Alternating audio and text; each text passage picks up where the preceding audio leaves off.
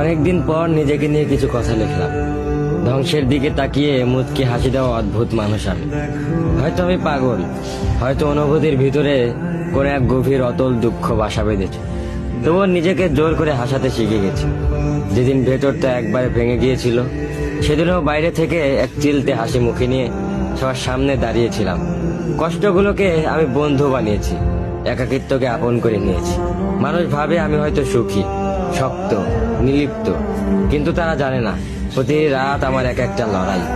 নিজেকে নিজেই বুঝিয়ে রাখি তুই ভালো আছিস, অথচ আমি জানি আমি ভালো নেই।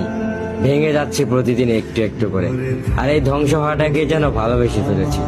আমি সেই মানুষ যে হার মানার আগে হাসে, কারণ জানি কান্না দেখিয়ে লাভ নেই।